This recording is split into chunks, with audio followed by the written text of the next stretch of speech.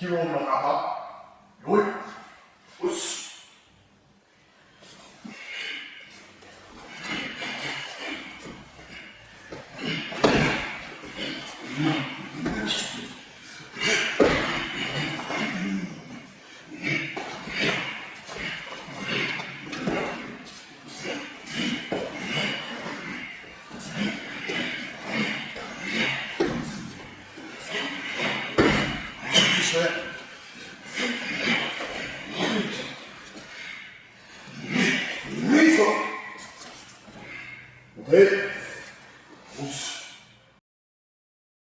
Kiiro no Kata.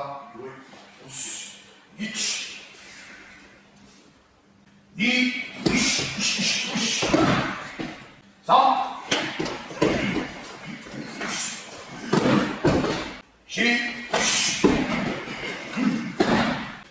4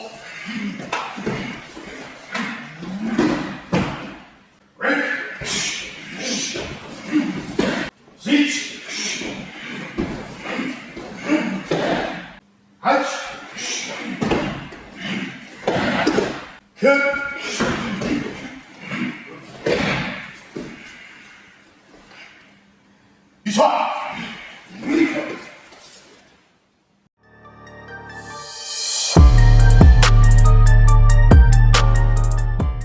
Kiiro Obi no Kata. Yoi. Us. So when we're starting any of the kata, make sure your arms or your fists are on like a little bit of a 45-degree angle. Okay, so not with your hands straight up and down, just a slight angle, like almost like two lower parry angles. Okay, also your feet are shoulder width apart and your knees are bent. Ich. So first movement, we're going to be sliding our left leg backwards. So making sure it's about shoulder width apart, but sliding it back, almost as though you're on train tracks. So your leg doesn't slide back and behind the front, the right leg. It slides back like your feet are attached to a track. From here, you're going to look to your left side because the left is where the first attacker is coming from.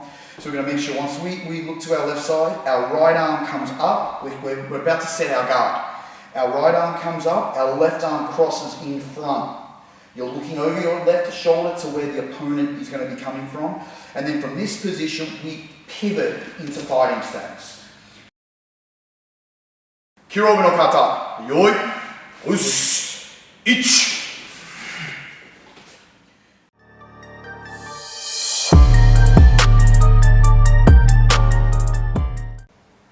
Ni. So the attack for number 2 is off, the opponent's going to be throwing a right yokogeri, so a right side kick to your body. From there, when that kick comes through, we're going to be using chudan, soto nagashi. You're moving off the line of the attack, so the side kick will come through, and you basically work into your opponent's blind side. From here, we're going to continue on with a lead jab, then the gyakisuki or the right cross, followed by a right mawashigeri. Jodan mawashigeri, right roundhouse kick, and landing, ready to face the next opponent. Fast now.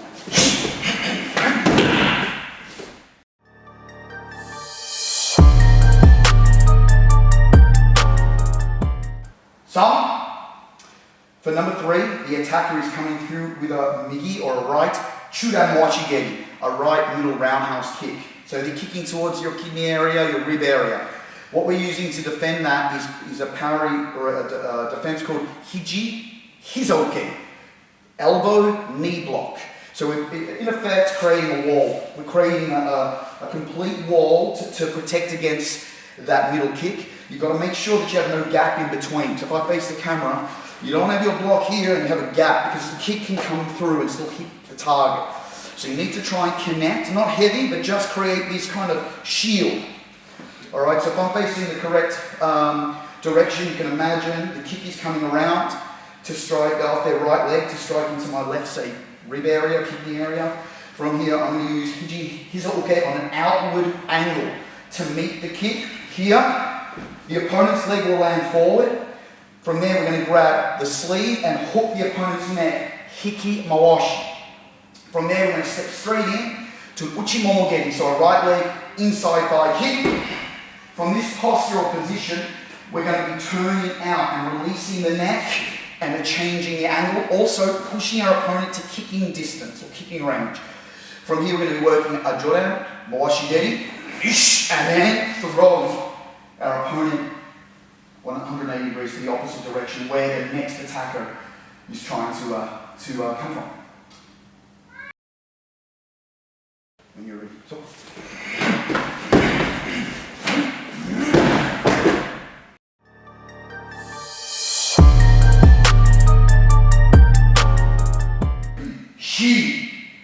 The attacker is coming through the left side kick. So Hadari, Chudan, Yokogeri. So they're coming through they're attacking with a side kick to your body. From here we're working off the line of the attack with a genabare, a low parry of our left arm, but we're just sliding out on an angle. So it's a position 2, but just moving on an angle rather than pivoting. From here, after we parry the leg, your opponent's leg will be landing forward.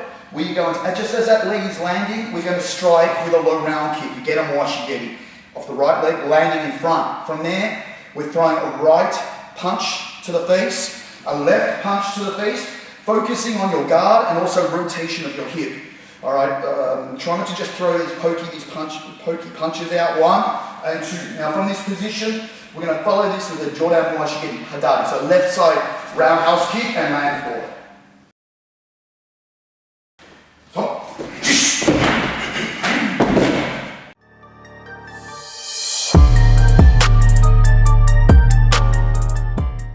Go. So the opponent now is attacking with a middle roundhouse kick, but off their left leg. So they're trying to hit our right side of our body around the kidney or rib area. Again, we're going to be using or defending their strike with a Hiji Hizoke, so our elbow knee parry or block, but we're going to be going cross body. So if I face the camera, what we're doing from here, the angle is a crossways. Again, try and make that connection. Make sure there's no gap in between your elbow and your knee where the kick can come through. But remember, on this occasion, we're covering cross because the kick is coming around to your right side. So if I face the direction that you'd be doing the kata, from here we'll be coming across like this, landing that leg down, the opponent's leg would have landed in front, so their right leg is landing in front, we're catching the sleeve around the tricep or the elbow area, we're hooking the opponent's neck, like hiki mawashi. From here, we're taking a little half a step with our right leg, so it's like a little bit of a running, or a little bit of a stepping inside thigh kick. So we step and we kick it through with the uchimogeri, with the left inside thigh kick.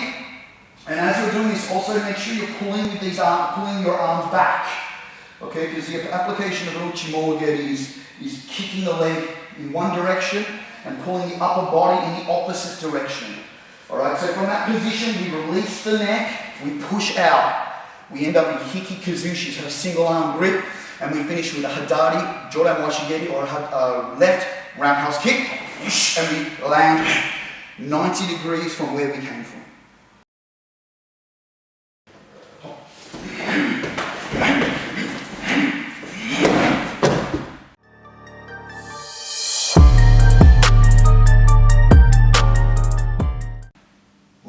So number 6, the opponent is throwing a right punch followed by a right high roundhouse kick. From there, as a right punch comes through, we're going to defend that right punch using Chudan Soto Nagashi. So a left outside parry, middle outside parry. But from there, I want to make sure that you're also remembering to kushu, trying to draw your energy back. So when you're performing this middle parry, if I turn side on, you're making sure that front leg in conjunction with the parry moves. So you're giving some space, creating some space for the punch, but then also when that high kick is coming through, because the kick is following their punch, you want to step forward and transfer your weight. So you create a strong structure in your stance. And while we're defending that high round kick using Jordan Agoke. Agoke is like a upper block action, but kind of catching the leg, kind of jamming it above. From this structure, your opponent's leg will jam up on top, and then as you push forward, their leg will rebound and they'll actually be thrown backwards off balance. So their leg will not land in front, their leg will land behind, and therefore creating a bit of distance between you and your opponent. From there, so if I face the correct angle that you'd be applying this, you'd be parrying 1, 2, now the opponent's landed back, we follow their energy using a shiogeri, a back kick. Straight kick, pull the leg back and land. Alright, try not to make the mistake, which a lot of people do, of parrying up, and then when they fall on the back kick, they do this, like a low, sloppy shiromo shigeri, which is a spinning heel kick. This is the back kick is a definite thrusting motion and pulling back. So if I do that one more time, this is number 6. We're parrying the right punch. The right roundhouse kick is coming high. We push in, we create this strong structure so the opponent's leg lands back. And then we follow the opponent with a back kick to the middle and then land. It's a thrusting kick and then pull back. Ready?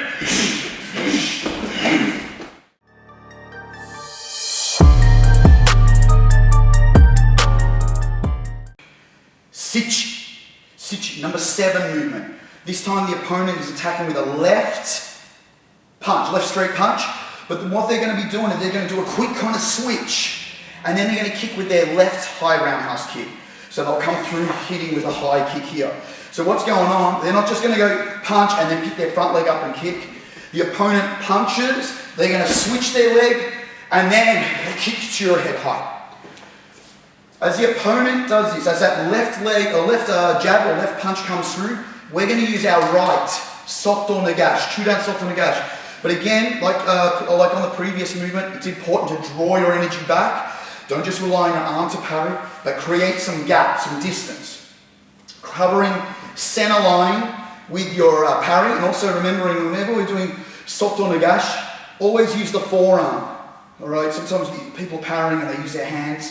Use your forearm, okay? So the forearm here, and if you notice, by using the forearm, you've still got a guard. Your other arm is still creating a center line protection. As that left round kick comes through, we again create a strong structure with our stance, almost like a lunging stance. As we're doing this, we bring our Jordan Agoke up center. All right, so we catch the opponent's leg, we kind of catch it underneath. We push up, and our opponent will then lose balance, and that left leg will land back. So we're here, 1, and then we're going to follow them with a migi chudan moashigeri, so a right roundhouse kick to the body, here, and land across. And we continue the attack, finishing with a left back kick. So important, when you kick with this left leg, you land the leg in front. Alright, remember with all our kata, the finish of each combination finishes with the left leg in front. Alright, so from here, I've just performed the middle round kick. I've set it across my body because I'm continuing to do the back kick. I'll turn through, make sure your back kick and knee stays down, kicking and landing here. Alright, so if I just do that one more time here, just slowly. We parry, cover center line, and kushu. Step it forward, come up and under, but make sure your parry comes forward. Alright, now from there, we follow with the right middle roundhouse kick. Land across, setting the turn. Also compress your weight. Turn through, keep your elbow up, look over your shoulder to where the target is, extend out and then land forward. Sich.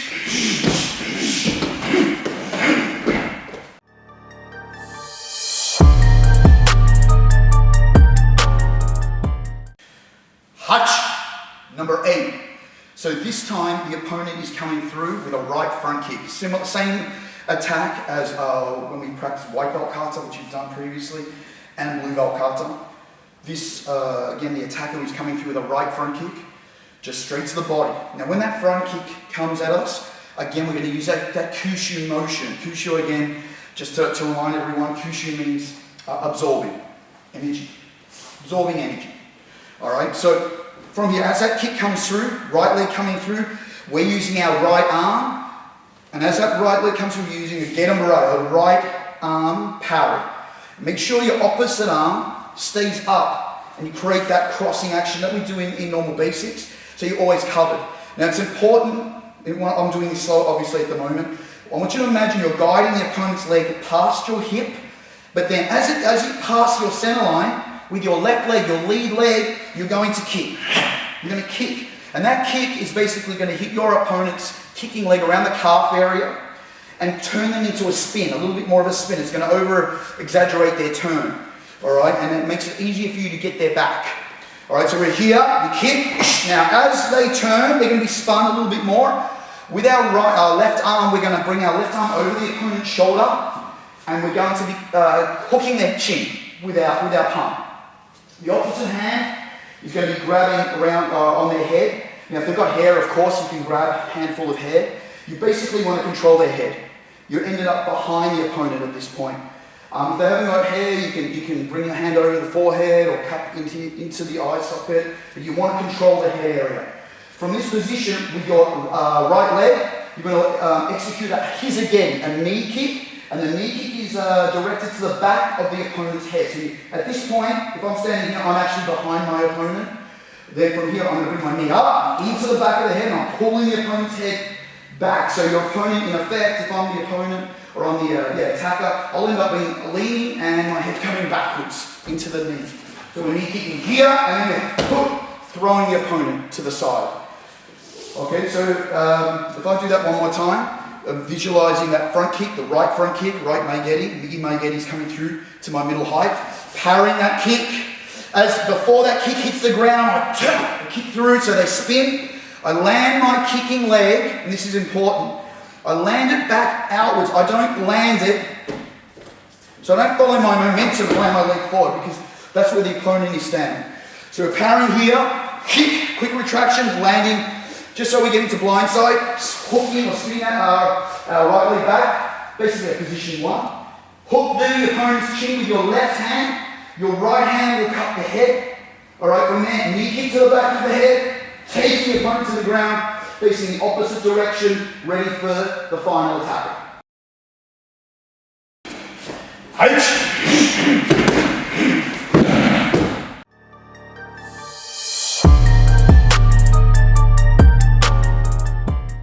Okay, so number 9. The way I'm going to explain this, because I need you to understand that actually the perspective would be the opposite direction. Alright, so I'll show you in the correct angle in a second, but I want you to be able to see what the actual movement is, and then I'll turn and I'll face the direction that's relevant for the way I'm performing this kata today for you. Alright, so from here, what's going on now, the opponent is kicking with the left leg, front kick. As that left leg comes to my body, front kick, we're going to kushu again like we did in the previous movement. We're going to use getamura to start to turn our opponent and deviate that attack away from its target. Alright, so again we perform kushu, we parry this leg. At the same time we parry, with our right leg we're going to kick. To again set our opponent in that little bit more of a spin, so it's easy for us to take their back. Okay, so the movement is here, 1, 2. Now, this case, like before, you parry, you kick, you don't just drop your foot where the momentum brings it. You need to recoil a bit and control where you land, so you're not going to be off balance. You're not sitting, you're not too close, and then you're leaning and compromising your defense or your counter. So from here, we're going to be parrying like this. We kick, but then land slightly out. As we turn, so as we swing our left leg around, our right hand will hook over the shoulder and catch the opponent's chin. Our left hand will hook the opponent's head area, grab the hair. Again, like previous movement, we want head control. And we're pulling the opponent back. So if I'm standing, I've got the opponent here, and now I take the position of the opponent, they would be leaning at this point. backwards into my, because when you're doing the katas, you're pulling them backwards. From here, you're going to execute a left hizugeri, a back of the head knee kick, landing it back, allowing distance, allowing space for your partner to fall, your opponent to fall, and then adjusting out and holding the opponent down. All right, and we're just finishing in a position where we're pulling up on the gi collar. We're cupping the opponent's chin and opening up over our left thigh, concentrating on keeping distance with your hand and your thigh, because you've got to imagine this ahead here. All right, so you can't have a lot of people do this and have their hand right against their thigh, and there's no space for where the opponent's head would be. So you've got to have that distance. So hopefully you can see that in this angle here. Okay, all right. Now I'm going to do that in the direction of the actual kata rather than to the angles that I'm performing the kata. So number 9, I'm here. I'll be parrying 1, a kick, turn, knee kick, open and hold. A little bit of an angle, holding the opponent's head here, and we're ready for number 10. Cool. Music.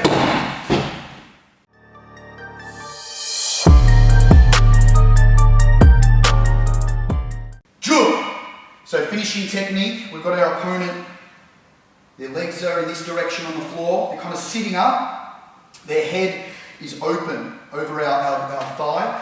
We need to be in a deep kibarachi, a low horse stance, controlling their upper body, controlling their upper body with their gi or their collar. All right, now from here, the finishing technique, we're going to be using a shuto uchi, so a knife hand or a sword hand strike. And I want you to imagine this strike as though it's slicing this way. All right, not chopping on a downward angle, slicing. So we're hitting the neck area. The head is here, exposed. We're holding the gi. From this position, we're bringing our arm up, slicing through like a sword, slicing. And then from this position, we're going to pick our striking or our slicing, our striking hand up. Try not to do this. I don't like this. Try not to, as you bring your hand up, straighten your legs. Don't do this. Because we've got to control our opponent's head on our thigh. As soon as you lift like this, your opponent will roll away from your thigh and you lose the striking ability. So from here, you keep this kibarachi.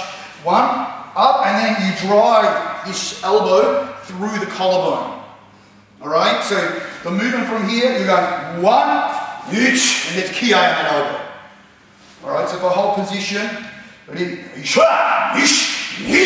And then you step back, the opponent will be on the ground, you create some distance away from your opponent, then inote, return to ready posture. Again, focusing on those 45-degree angles.